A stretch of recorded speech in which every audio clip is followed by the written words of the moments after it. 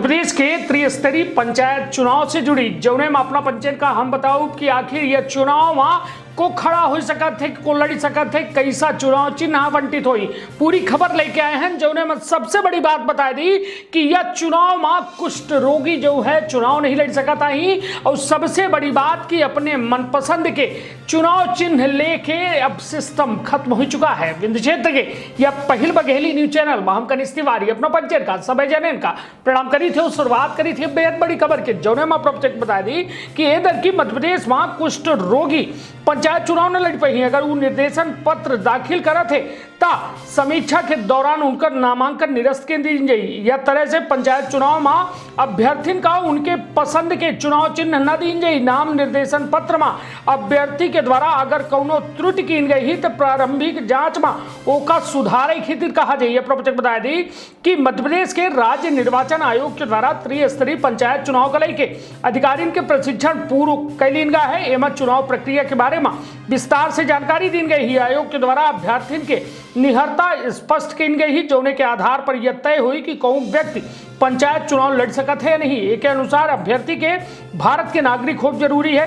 अगर अभ्यर्थी शासकीय सेवक है या फिर ओका वेतन या मानदेय के रूप में पारिश्रमिक मिलत है तो वह नामांकन दाखिल नहीं कर सकता है। अगर न्यायालय के द्वारा ओका विकृत चित्त घोषित किया गया है या न्यायालय द्वारा न्याय निर्णित किया जा चुका है ता वह चुनाव नहीं लड़ सकता है। दिवालिया घोषित व्यक्ति चुनाव नहीं लड़ सका है। अगर संबंधित व्यक्ति कुष्ठ रोग से पीड़ित है जो संक्रामक है तो वह चुनाव नहीं लड़ सकता है। भ्रष्टाचार के कारण जैसे जो है सेवा से हटावा गया है वह चुनाव नहीं लड़ सकता है। अपना बता दी अगर कौनो व्यक्ति संपूर्ण शोध मतलब बकाया के भुगतान नहीं किया है जो पंचायत द्वारा वसूली योग्य है तो वह चुनाव नहीं लड़ सके।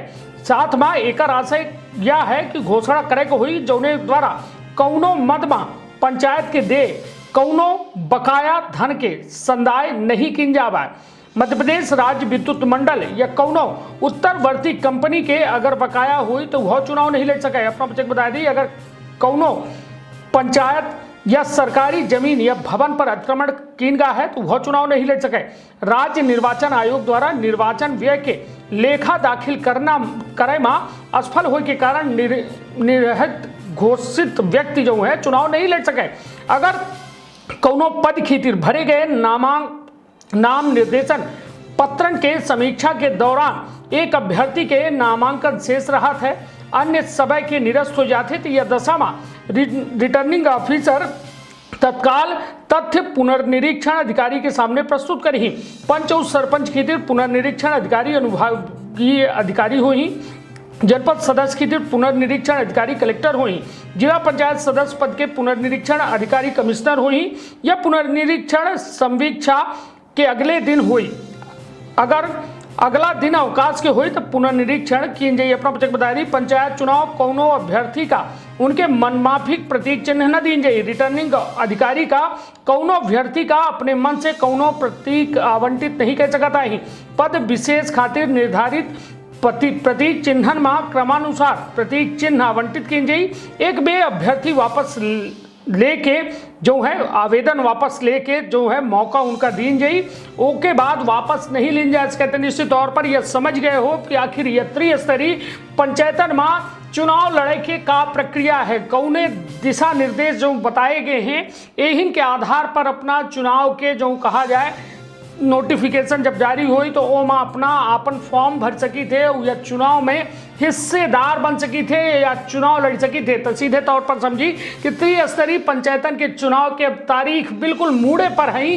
अब कब हुआ तारीखन के ऐलान हो सका था तो निश्चित तौर पर गांवन के अंदर अब सरगर्मी खूब देखे को मिल रही। अब देखा दिलचस्प हो कि कब मध्य प्रदेश सरकार या निर्वाचन आयोग के द्वारा तारीखन के ऐलान किए जाते कभी चुनाव संपन्न होते। तो अपन बहुत ख्याल रखब, अपने परिवार के बहुत ख्याल रखब। धन्यवाद, प्रणाम।